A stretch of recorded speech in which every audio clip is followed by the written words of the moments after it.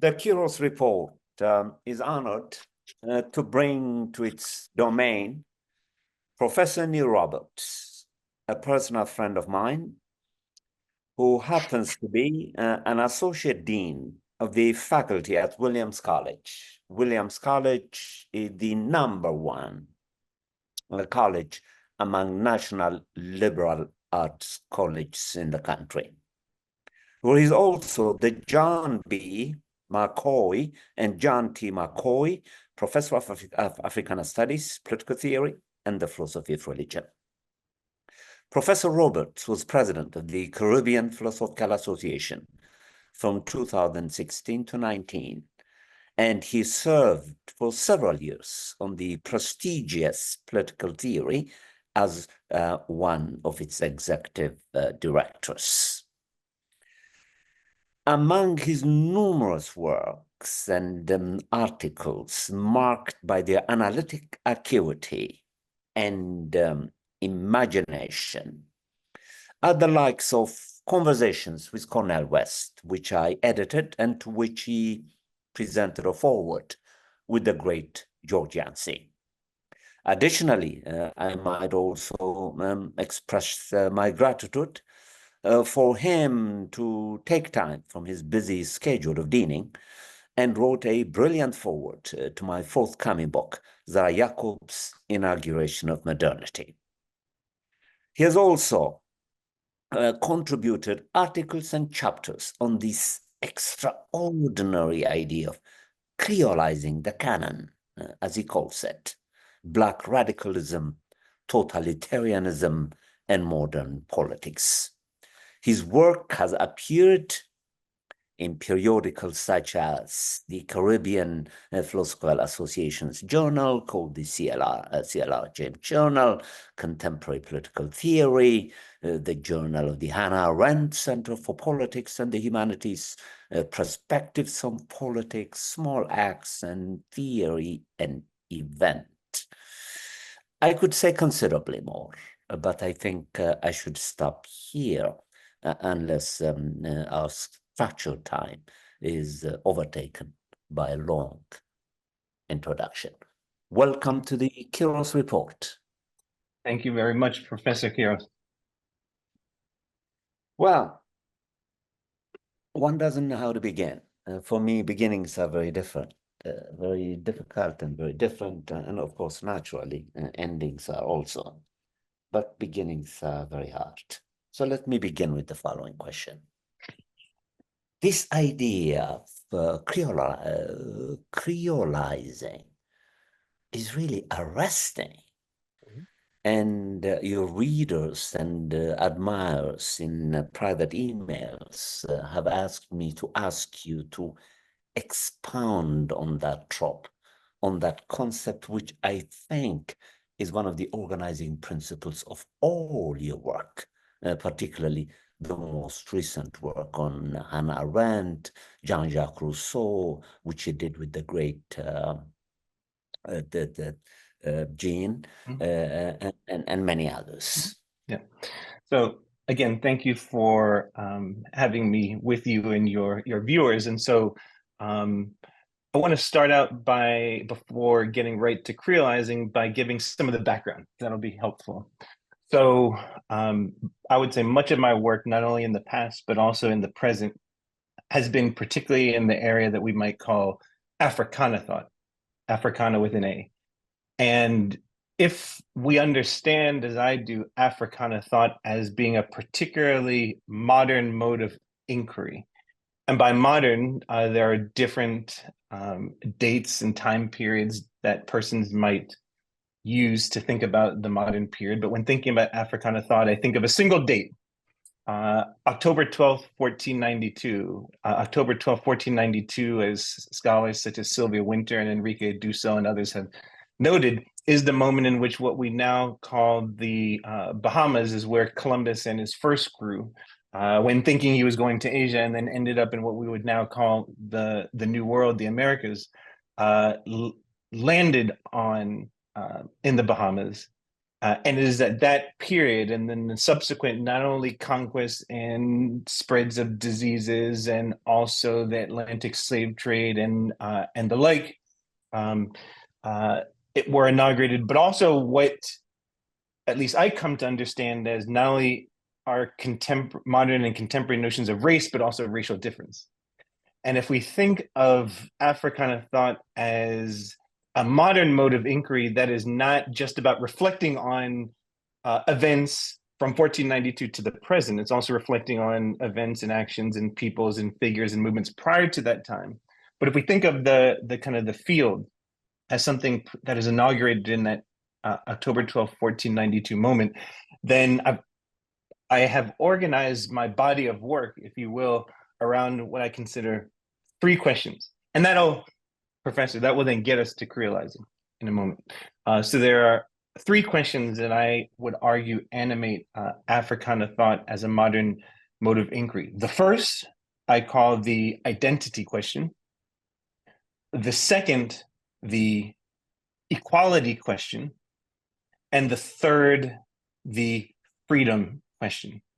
The identity question, the first one, can be simply stated as this: who am I and who are we? Right? Who am I and who are we? The second question, the equality question, is one that requires more kind of equal and in some cases more nuance, because the nuances have to do almost with the language that we use. There are many who equate equality and egalitarianism, and these are not synonyms. So when thinking about the equality question, we have to think about two ideas of equality: one that we may call a vertical equality, and the other horizontal equality. Vertical equality is a world in which there's imagine a kind of hierarchical world. So I'll give a banal example and then a more serious example. A banal example to some may be, so think about college and university campuses. This is where I've inhabited most of my professional life. And imagine undergraduates that there are fresh first years and second years and third years and fourth years, for instance. And I always ask, do first year in a residential college, do first year students have the same options and resources that a second year has, right? There's certain dormitories that a sophomore has access to apply that, for instance, a first year doesn't. And similarly, there's certain classes that first, second, and third years can or cannot apply to that someone who's about to graduate in their last year can, right? In other words, between groups, there's a hierarchy, but within groups, right? Within a first year, within a second year, within a third year, within a fourth year, there are similar access to resources. Now let's take something more serious. The United States, for instance, and in the wake of Plessy versus Ferguson, right? The separate but equal doctrine, a doctrine with regards to races, which then said, at least legally, that different individuals categorized by a racial group had to be racially separate, and yet ostensibly the term was equal. But as we know, in the moment in which the ruling happened, and then even as we continue to study and rethink what happened during Jim Crow segregation, differences between those racialized as white and those racialized as Black, for instance, did not actually have the same access to resources as one another. And so the challenge in modern Africana thought is, how do you create a vertically inegalitarian society into a horizontally equal society? Put differently, horizontal equality and egalitarianism are the same thing, and I'm happy to go about that. The third question, which will get us to then how to talk about creolization, as I understand it, is the freedom question. Put simply, what does it mean to be free? Is freedom the same thing, for instance, as liberation or emancipation or independence, firstly? And secondly, what, if anything, is the relationship between a conceptualization of freedom and how we understand what I take to be the ultimate unfreedom, which is enslavement? And when these three questions taken together, the identity question, the equality question, and the freedom question, are put to bear when thinking in terms of Africana thought, then for me, that has meant, how can we either tell stories that have been silenced or disavowed in our past and even in our present, but also, who are the figures and movements and kind of regions of inquiry that you and I and others write about and discuss in order to try and think about not only these three concepts that I had mentioned, but others. And so when thinking about, to your question with, I would slightly rephrase it. Why creolization? Why talk about creolization? Why not talk about mestizaje or hybridity or some other type of discourse? Well, to talk about creolization, we have to first look at its root. Creolization at its root comes from kind of Creole, and Creole initially referred to a white European born and raised in the Americas. So I always use the example of Empress Josephine, right? Someone who was born and raised in the French Antilles, right? The spouse of Napoleon Bonaparte. And then Creole then shifted to then refer to enslaved Africans born and raised in the so-called New World. Bozales referred to Africans who were then in the transatlantic slave trade, forcibly captured, sold, taken across the Atlantic to the Americas. But Creole then subsequently came to refer to enslaved Africans born and raised in the Americas, the so-called New World. Then, if one looks at the U.S. context, if one were to say Creole, usually you probably think of food, right? So you think of New Orleans, right? Kind of Creole food, and we think of mixture. So stick with me for one moment.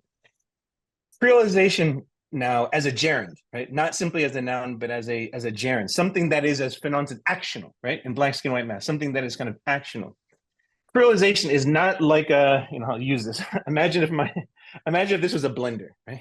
What happens with a blender? You might put in, if you're having a drink, you might put in a strawberry, and you might put in grapes, you might put in some type of crush, you might put in some ice, you might put in some different elements, and you blend it, and then there's something that results. How I am not using creolization is to suggest that there are certain fixed elements in the world. So there's a fixed element A, fixed element B, fixed element C. You mix it up, and then something then results that itself is fixed. There are certain versions of creolization, such as the Creolite movement coming out of Martinique, that takes such a position. It's brilliant insofar as it describes the encounters of two or more elements coming together. However, it assumes, when thinking about Homo sapiens sapiens, when thinking about humans, it assumes that we have fixed identities, that we have fixed states in which we exist in.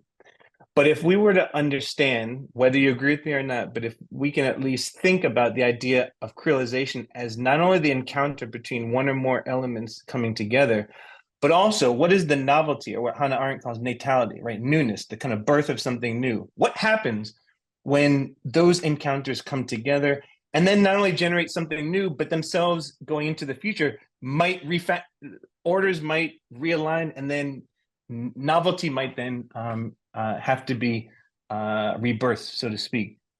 And getting more specifically, and then I'll stop on this point, is that how I have understood creolization, particularly when thinking about the areas that I've been most associated with, modern Africana thought in particular, work coming out of the Caribbean, African American thought, but also the literature and philosophy and political theory among thinkers, for instance, not exclusively, who understood themselves as European. Much contemporary discourse in philosophy, political theory, and quite frankly, the humanities and social sciences often you will use something like the language of the following. There's Western, and then there's non-Western, right, thought, right? There's Western, right? And there's non-Western thought, as if Western is completely meant to be kind of European, and then in a very narrow sense, and then non-Western is supposed to encompass everything that is not that.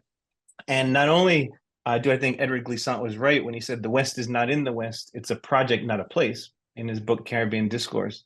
But I've been very interested in what does it mean to think about figures and movements in Africana thought and their encounter with the ideas and movements coming out of different intellectual traditions. So point blank, in terms of what is, not only the answer of what is creolization, but why I found it kind of generative, bless you, generative, is that I think it allows us to not only think about these encounters that are continuing to go on, but also I think it brings into greater relief figures not only in the tradition of Africana thought, but also even figures such as Hannah Arendt and Jean-Jacques Rousseau, who themselves actually, to truly understand even their own work, um, such an encounter is helpful, and it also brings into relief the ways in which there may be some lacks. There may actually be some ways in which the kind of staging of this kind of creolizing the canon actually then brings up into relief work that figures and movements themselves might justifiably be subject to critique. But what can we learn from that, right? What can we actually learn from that? Okay, now allow me to problematize the Sure. application of the concept of creolizing to Hannah Arendt. Sure. And I'm willing to be challenged. Mm-hmm. On the one hand, I'm extremely respectful of the concept of natality, which you just mentioned, which could be squared quite harmoniously with the existentialist thesis of possibility. Natality facilitates the idea of the human to be a possibility, because it's a commemoration and a celebration of a new birth, beginning, new perspectives, new horizons, and so on. On the other hand, though, this is quite problematic, because I'm not sure if I'm right. Hannah Arendt has a tendency in her reflections on violence in particular to be extremely unkind to Frantz Fanon, whom she dared to call a third-rate thinker.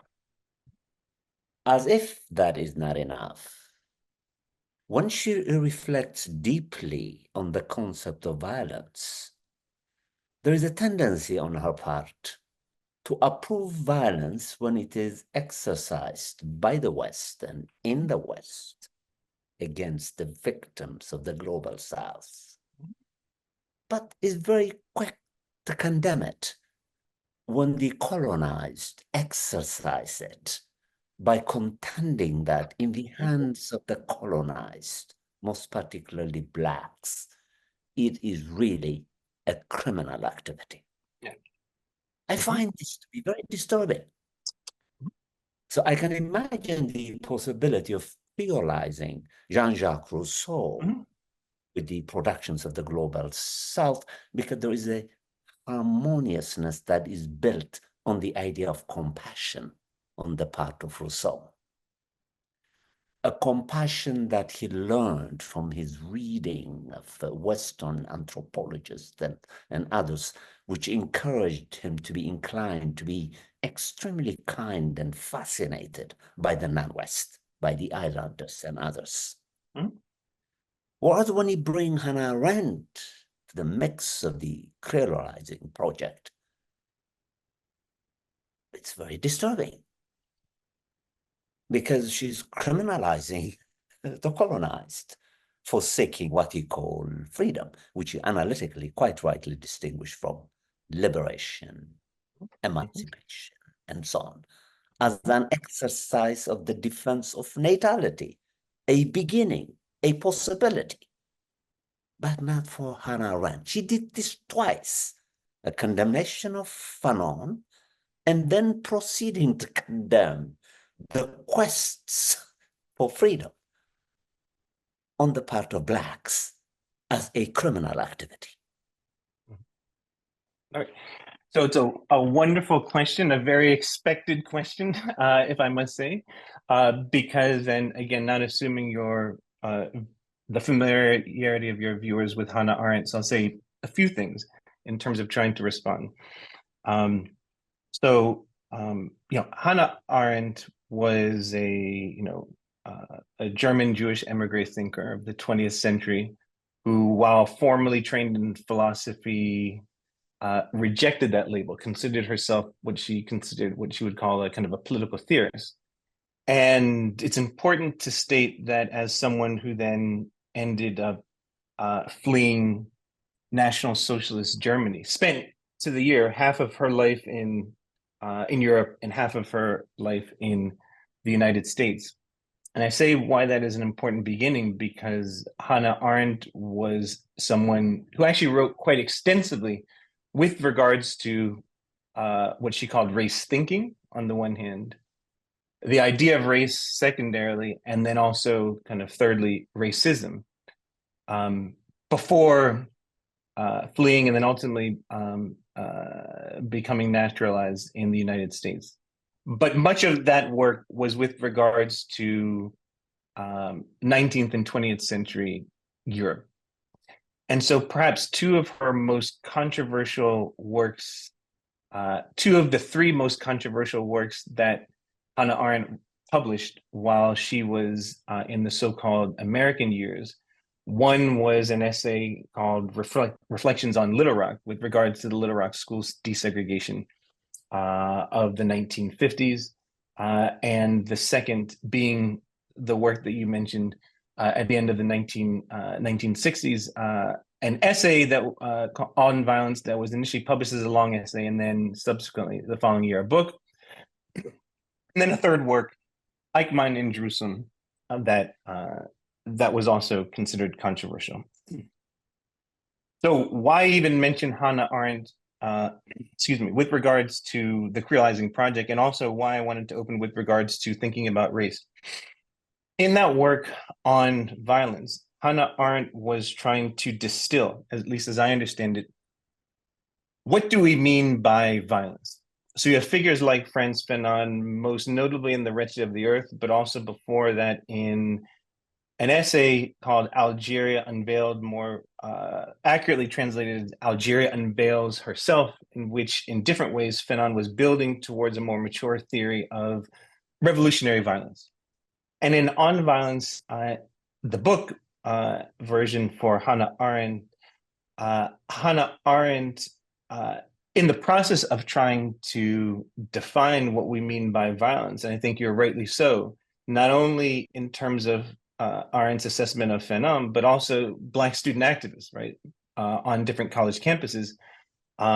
What she wrote in that essay has still been kind of the subject, understandably, of the ire of many readers. But I want to kind of think about, kind of come back to something that I mentioned only briefly with regards to the project of kind of creolizing the canon, which it is not a proselytizing project, meaning that it is not a project to then, especially when thinking about creolizing Hannah Arendt, for someone to then say, by staging this creolization of Hannah Arendt's thought, that is somehow meant to absolve areas of kind of critique of, in this case, a particular thinker.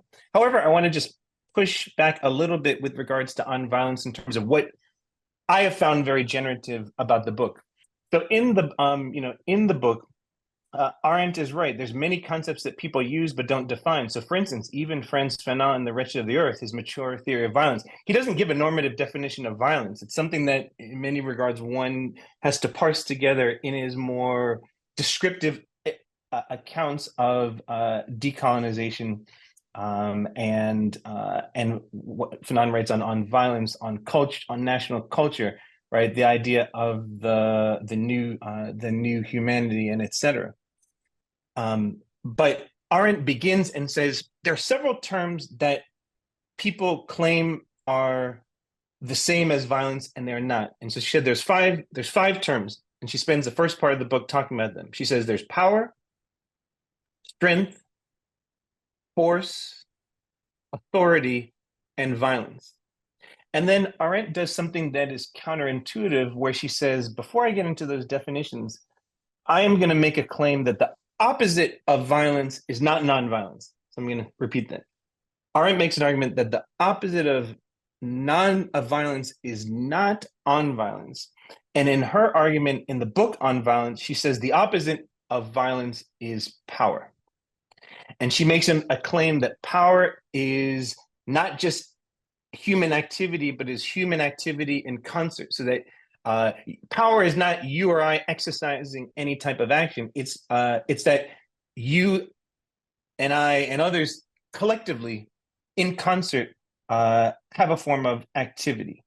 Violence, though, and this is something that I've written about with regards to Arendt before the Criminalizing Hannah Arendt book, which is I think that Hannah Arendt is incorrect in her assessment in On Violence, in which she says that not only is violence a mere instrumentality, and I think Frantz Fanon in The Wretched of the Earth makes a claim that there's an intrinsic understanding of violence, but Arendt says that not only is violence is instrumental means to an end, that it's done a means to an end, but she says violence is not only apolitical, but it's anti-political. Put differently, violence is like what Hannah Pitkin calls a space blob. It's like a blob in science fiction movies that comes from outer space that not only can come over, right, that can come over the possibility of the domain of politics and freedom, but it can smash it, right? Where she says where power is large, violence is low. Where violence is high, power not only decreases, but it can be obliterated. And in this, I think that Arendt mischaracterizes what are the brilliant intuitions, not just of Frantz Fanon, but other theorists of violence. And in Fanon's case, it's not merely violence for violence sake, but is what are that Fanon starts, right, that first paragraph of The Wretched of the Earth, Les Damnés de la Terre, where he says that decolonization is what? It is always a violent event, and that therefore there are individuals who, when their back, he says, when their back are against the back is against the wall, their genitals are subject to the electrodes of a colonizing and subjugating agent. Are there any circumstances in which a violent response to violent dehumanization is warranted? Okay. Now, two things to be noteworthy, and then I'll turn it back to you. One, what's really fascinating about On Violence is when Hannah Arendt is critiquing Frantz Fanon in On Violence, she does this I'm not a psychologist, but I think clinical psychologists probably have a term for it. She makes this statement, which is that, commenters of Frantz Fanon's Wretched of the Earth only comment on the first chapter of The Wretched of the Earth, On Violence, and they never go beyond the first chapter. And then Arendt in the essay On Violence only goes, no farther than the first chapter of the Wretched of the Earth. But the point that I actually want to convey to you and your listeners is and viewers is that actually when Arendt is talking about Fanon, she's actually referring to Jean-Paul Sartre's argument in the preface to The Wretched of the Earth. I'm going to say it again. Sartre made a very famous / infamous preface to The Wretched of the Earth, in which Fanon's book was already drafted. Fanon knew that he was dying of leukemia, and he wrote the book and then eventually asked Sartre to write the preface. He had just published a critique of dialectical reason, and Sartre, in the preface to The Wretched of the Earth, at a certain point, 3/4 of the way through, he says the dialectic has reached a point, and I'm going to see it through.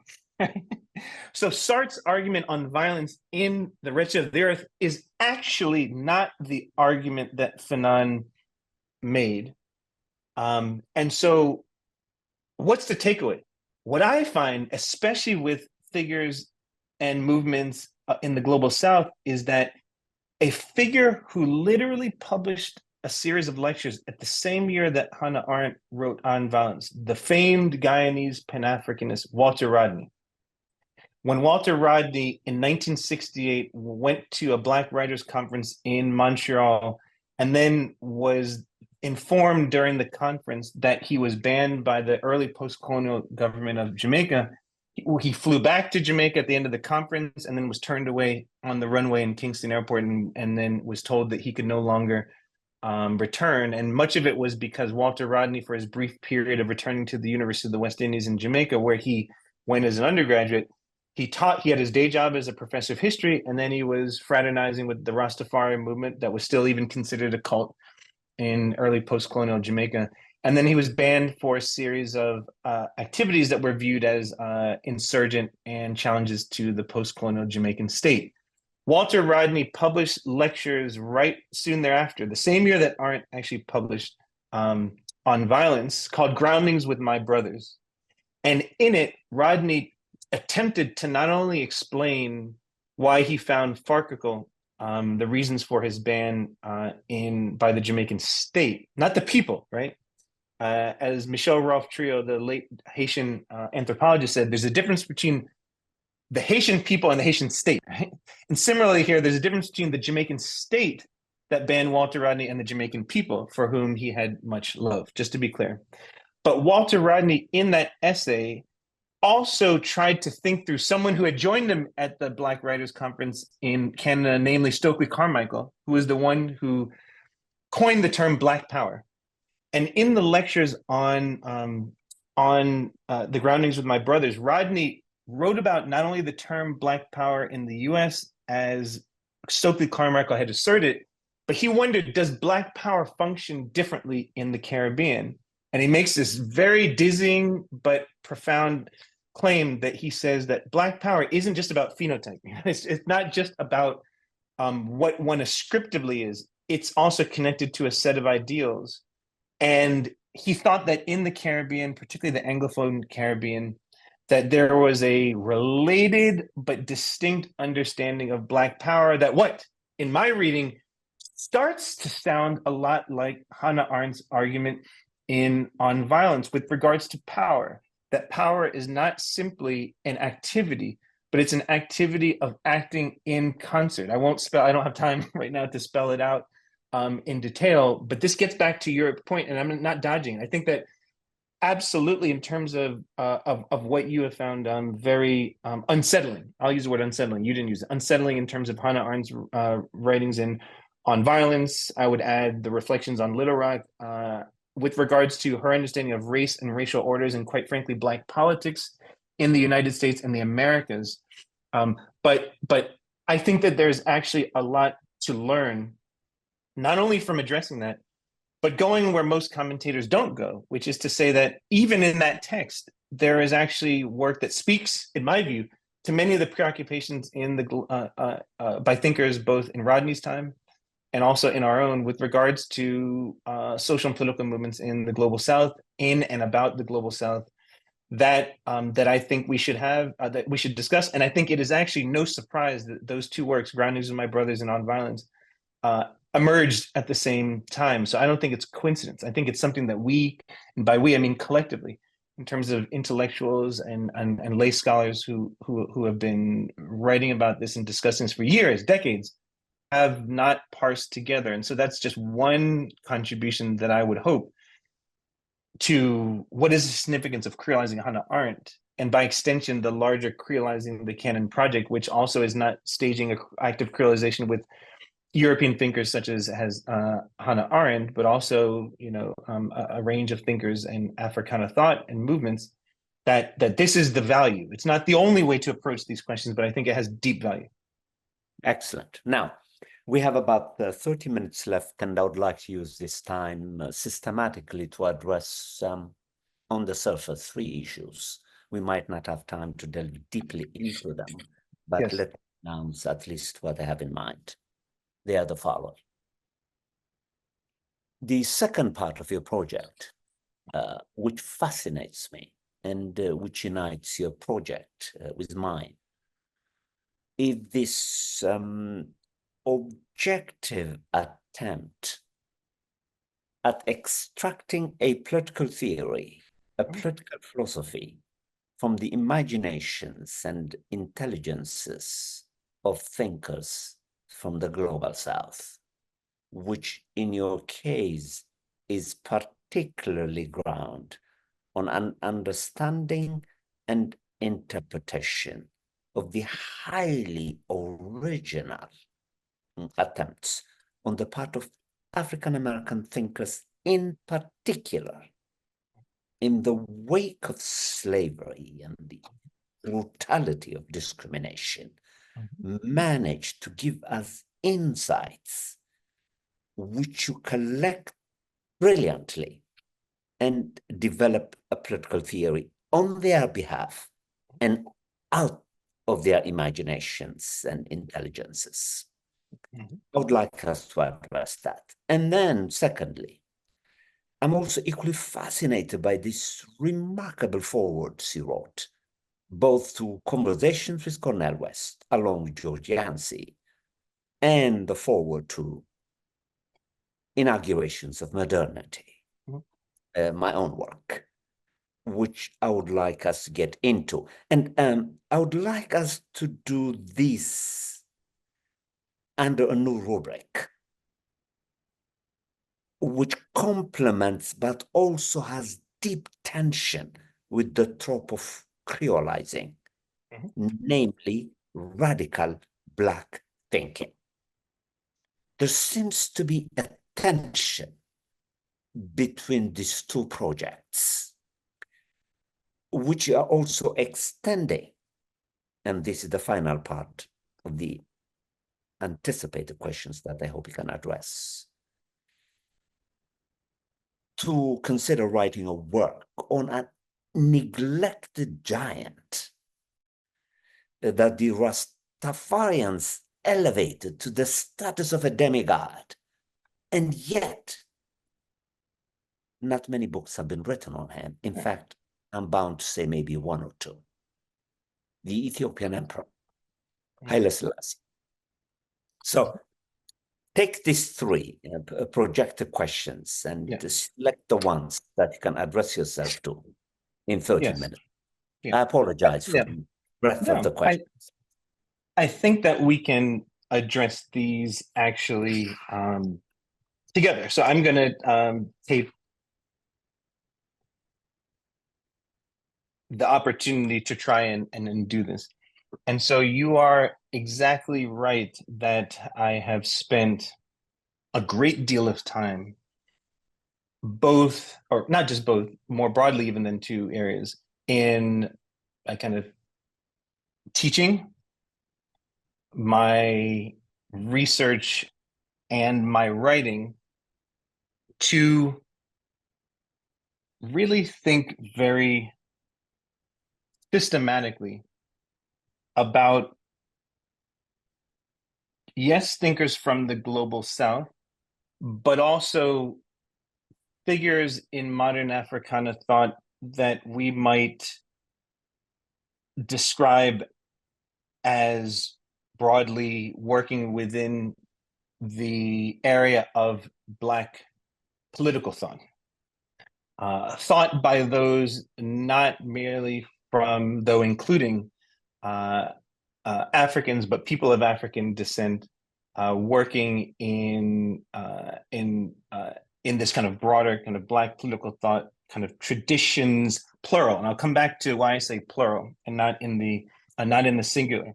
And so in my work, and you know this, but in terms of kind of figures that I've written kind of extensively about. So I wrote a book on Frederick Douglass, for instance, the very important 19th century enslaved person who then became a fugitive, and then in the post-Civil War period, a kind of statesman and rhetorician and writer and public figure.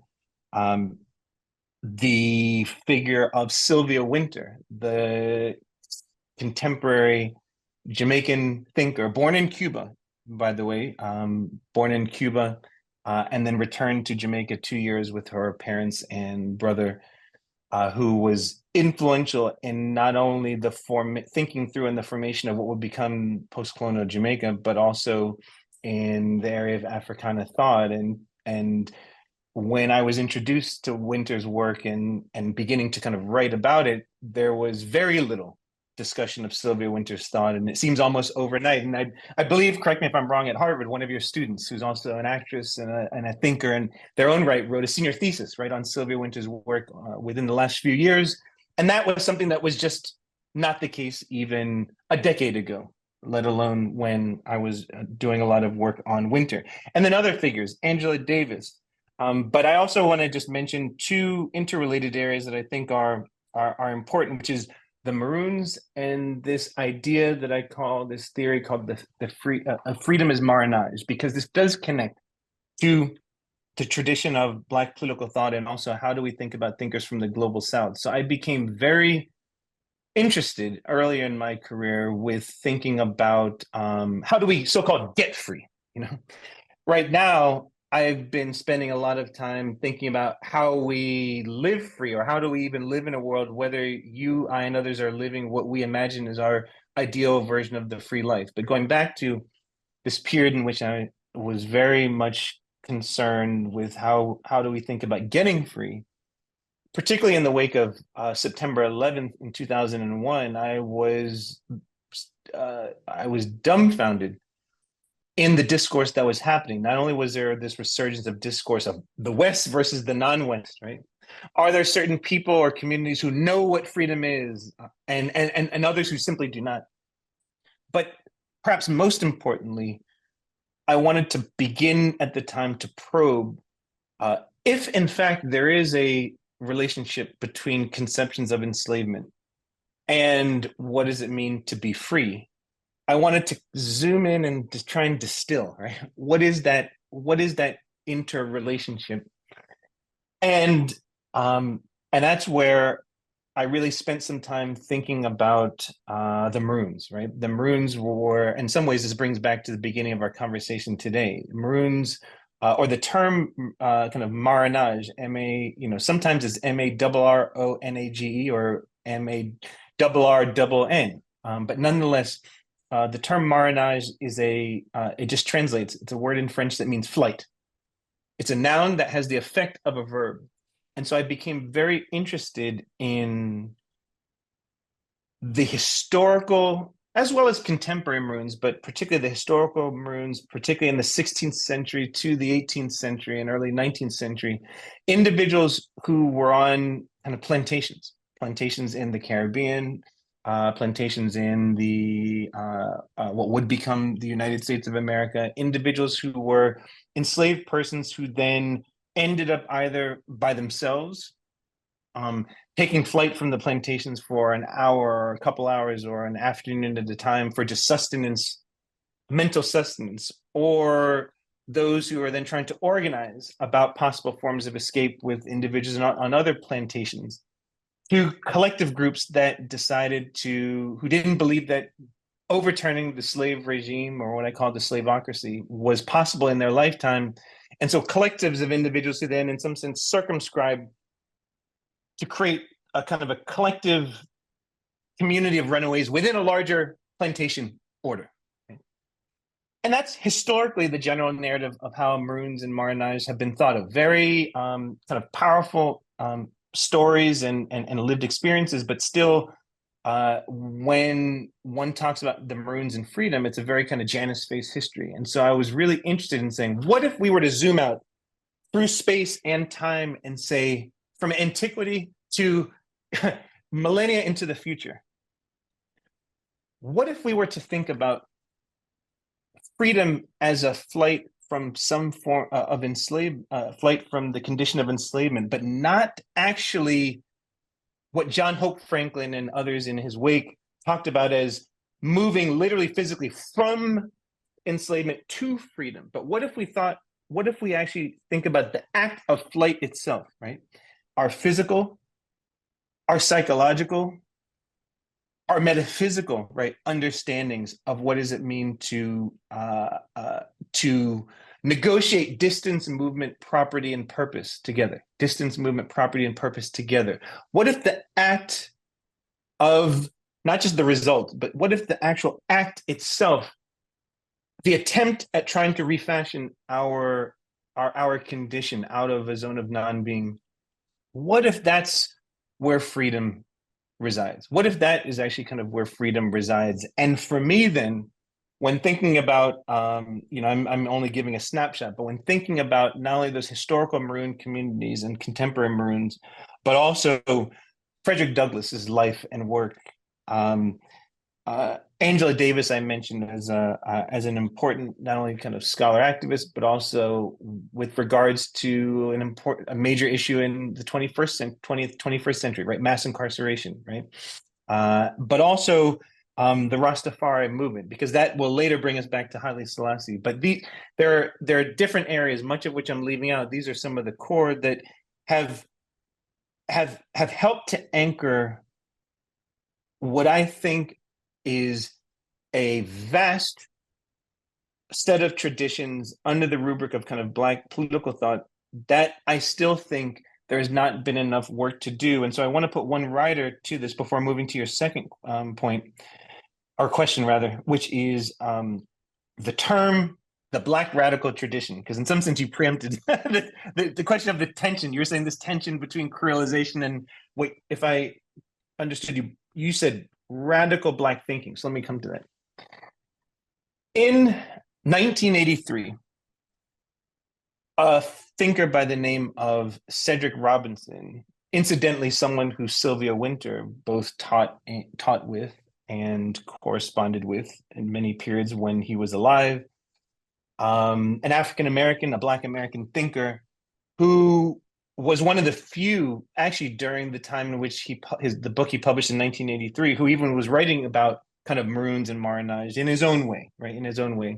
He published his book called The Black Radical Tradition, no S, right? The Black Radical Tradition, which was on its face a study of his book, Black Marxism, right? The Making of the Black Radical Tradition was on its face a study of the relationship between Marxist political thought, social and political thought, and what he considered this idea that he called the Black radical tradition. And it was very, I mean, it's a massive text.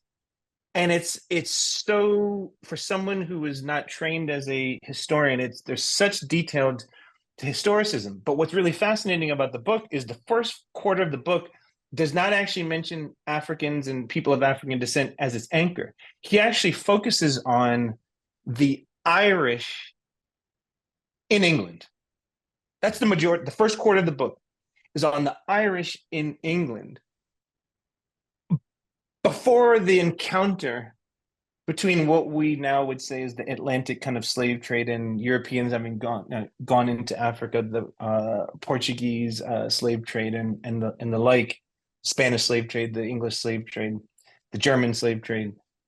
And he says, he makes this argument that there was what he called racialism, a racialism functioning about how Irish in England were being treated as a segue to then later talk about the advent of the Atlantic slave trade and then the racialization of Africans into kind of Black peoples, kind of racialized as Black peoples.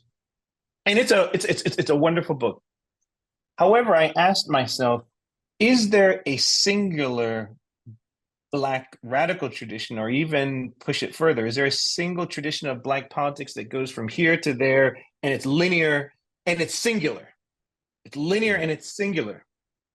And I think that what Robinson has done for, mind you, a book that even in Black studies when he was alive, most scholars didn't want to talk about. And then when Robinson passed, now there's all this proliferation of one of the other big terms from the book, racial capitalism, and all of these things. But I think that Robinson raises an important point that Sylvia Wynter raised, and Walter Rodney, and Angela Davis, and also the Maroons and the Rastafari, namely, and Zada Yaka, which we'll get to, namely, is there a heterogeneous Black social and political set of traditions, that there are perhaps some unifying areas, certainly, but then perhaps there is some type of nuance to those that still nonetheless allows us to not completely demarcate, let's say, African thought and African American thought and Afro-Caribbean thought and Afro-British thought and Afro-Japanese thought and the like. That's what I could be wrong, but what I have, as you're right, I have suggested that there's so much work in Anglo-American political theory and philosophy, and European political theory and philosophy, and other intellectual traditions. I can spend my whole life still doing this work and only have scratched the surface. And so I want to be able to, what I've been describing is trying to open the door, and rather an invitation for those not only who agree with me, but those who might actually be inspired to kind of go into this area further, to then think about what is possible. And so when thinking about, to your second point, you mentioned the forward to our mutual colleague and friend Cornel West.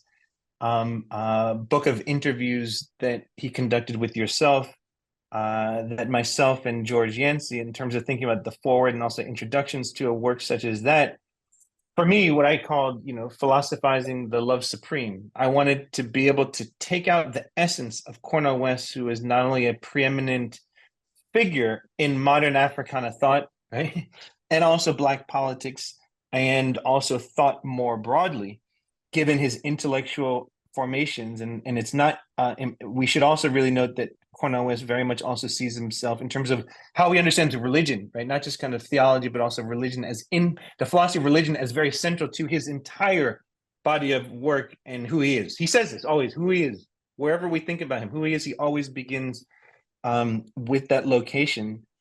I tried to frame this idea that he riffs off of a figure such as John Coltrane, but more broadly, this sense of what really animates this prophetic pragmatism that West speaks of. But in kind of your forthcoming book, Zada Jakob's Inauguration of Modernity and Cardiocentrism, which I should tell the viewers is that in our conversations, I said, I've really learned so much from your wide range of works and interviews, but it was still that first book in Zada Jakob that you did, right? This figure coming out of, coming out of Africa, but specifically inaugurating a modern tradition of thinking in what we may call kind of Ethiopia. And that this thinker emerging at the same time, around the same time as a figure like René Descartes, that in the European tradition is oftentimes, or courses or books, volumes upon volumes that locate the beginning of modern thought with René Descartes. We have this amazing thinker who, for a period of time, is in a cave, right? It is then thinking about not only what do the Psalms mean to him, but also what are these questions of the relation of what we would later call kind of reason to human existence and human life. And that he would locate that he locates, as you brilliantly point out, the heart, right? Is the cardiocentrism, the heart is the site for Zada Jakob of reason, and not simply what's in this, right, in our cranium, right, in the brain. Not that the brain is insignificant, but if one actually thinks of the heart, then you can have a situation when people say, follow your heart. Many times that's a profoundly irrational. I want to say that you follow, that's an irrational motive, decision. But reason and rationality are not the same thing, right? That one can think that you're doing something that's irrational. Because if we go back to Frederick Douglass and the Atlantic slave trade, Harriet Jacobs in an African American church also wrote about this in incidents in the life of a slave girl. It was 100% irrational to believe that not only you might escape the conditions of plantation slavery. In Douglas's case, that took many moves in his ultimate escape from Maryland Eastern Shore, but in Harriet Jacobs' case, 7 years in the attic, right? In the attic, right? In an attic, 7 years in this garret, 8 foot by 8 foot by 7 foot, around there, abouts. It was irrational to think not only might you exit the plantation, but more broadly to think that the institution of slavery would either not just in their lifetime, but ever come to an end. And yet it did. And so this question, going back to Zada Jakob, inaugurating this modernity in which this idea of the reason coming from the heart, whether or not that is actually our actions are rational, is profoundly interesting to me, because in many regards, I think for someone who wasn't writing a historicist work, it actually maps onto developments in human history. But more important, equally important in the forward to your upcoming book, I tried to meditate on the act of writing itself. Again, I won't go into the argument, but I tried, as you know, I tried to talk about writing. Writing's hard. writing's very hard. Writing's hard for people who have even published very extensively. Writing something that is does not just disappear like instant coffee. Writing something that is going to be provocative, not polemical, right? I mean, no, you can be polemical, that's fine, but I mean provocative being something that sparks the imagination of another, and also something that has durability. Ideas that don't just, they're just not fleeting, but that at least for me, at least, that have durability. It's hard. So in that forward, without giving it away, I do talk about an important writer in African American letters who themselves made a huge contribution, but then struggled for much the rest of their life to kind of continue to write something new, and then bring that back to Zada Yacob in this moment. Which brings me to the last, your last important and certainly challenging question, which is, which was gesturing to where much of my kind of scholarly inquiries, bigger and scholarly inquiries, are related. I mean, one, which I have a forthcoming book, How to Live Free in the Age of Pessimism, which is very much anchored in not just how we get free, but how do we live free in this world. But a study of the late Emperor Haile Selassie I of Ethiopia. It is absolutely baffling to me that there is a figure such as Haile Selassie that, at least by name, if not by image, is profoundly well known and then substantively not known at all. Right? Not known at all. It is a mystery. In fact, I was asked by Time Magazine in a few months back. There was I would encourage everyone to see this if they haven't, the first ever biopic film on the kind of amazing Jamaican artist and thinker, Nestor Robert Marley, or Bob Marley, as known to most of the world. There was a biopic that, an amazing biopic that finally was made. And in the movie, there are a few scenes in which, very briefly, there is a picture of someone on a horse, right? There's someone on a horse. And twice the person on a horse comes there, and it turns out, for those who are familiar with his background, you would then realize that the person on the horse was supposed to be Bob Marley's father. His father used to go by Captain Marley. He was a white Jamaican, and he went by the name, kind of Captain Marley, but he wasn't actually a captain in any military establishment. He just called himself that, and he used to ride on a horse, and he had a particular type of hat on the horse. But then there's a third, I believe it's the third time, near the end of the film, and I won't give away anything else in the film, in which there is then, again, warping back to someone playing Bob Marley as a child, who then is invited to get on a horse with someone. And most people who saw the film were jarred. So I literally got several messages with people who, because I taught, one of the classes I teach is called I teach a kind of class for years on the Rastafari movement, but a separate class on the political theology of Bob Marley. And so I got many people who then said, I saw this biopic, it was great, but who was the last?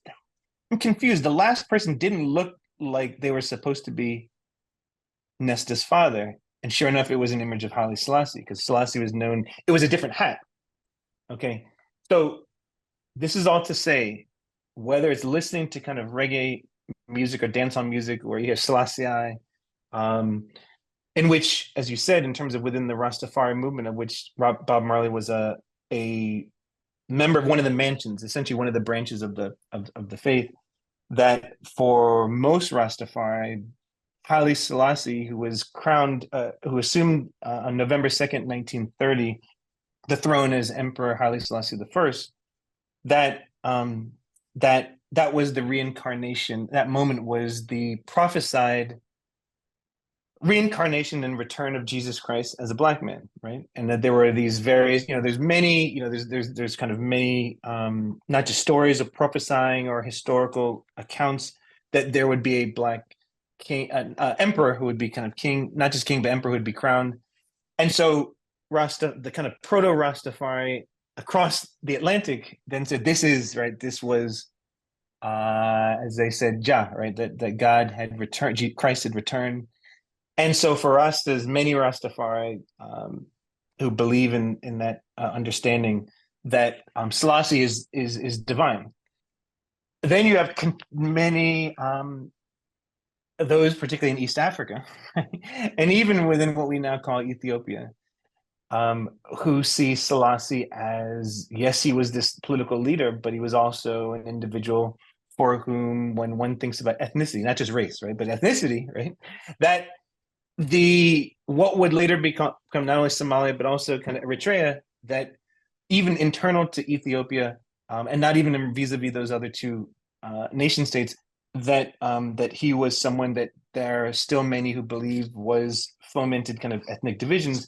And then there are others for whom he was, in the 20th century, so zooming out of even Africana thought, one of the foremost advocates of what we would consider kind of the discourse on human rights. Selassie was not only someone who, as we know in terms of his past, there was a challenge to his rule in which there was a period in the 1930s when Italy invaded under Mussolini Ethiopia, and the period in which Selassie was in exile in the UK. Subsequently would return, but at a certain period, Ethiopia, he made appeals to what was then the League of Nations.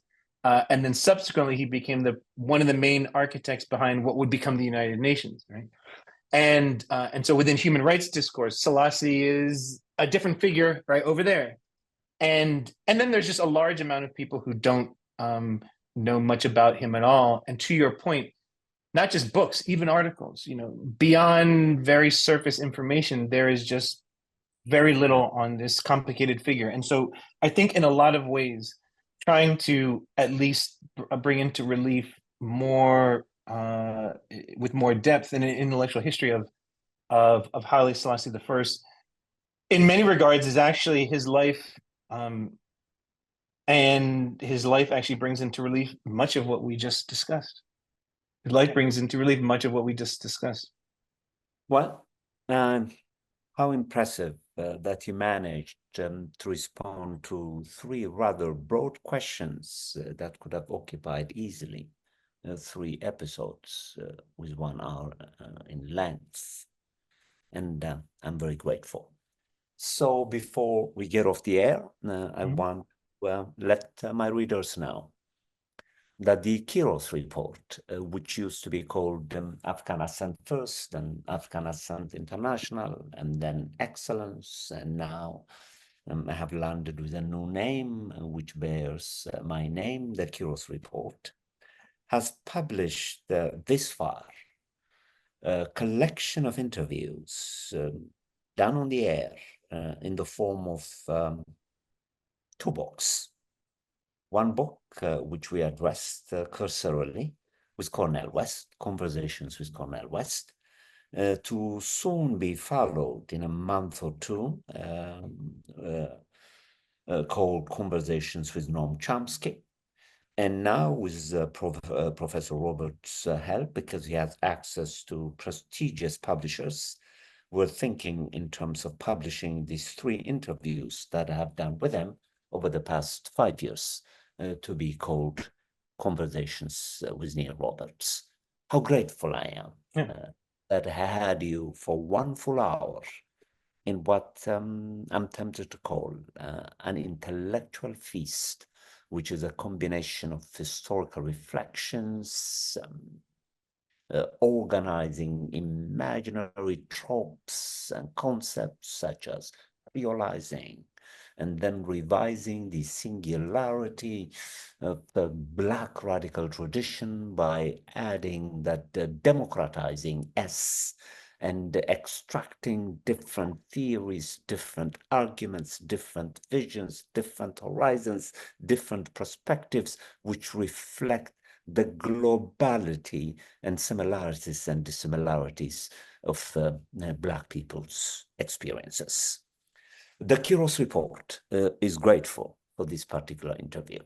Thank you for coming and sharing with us your busy time at the Dean of the Faculty, Associate the Faculty at Williams College. I can't wait until Williams College and see you in person.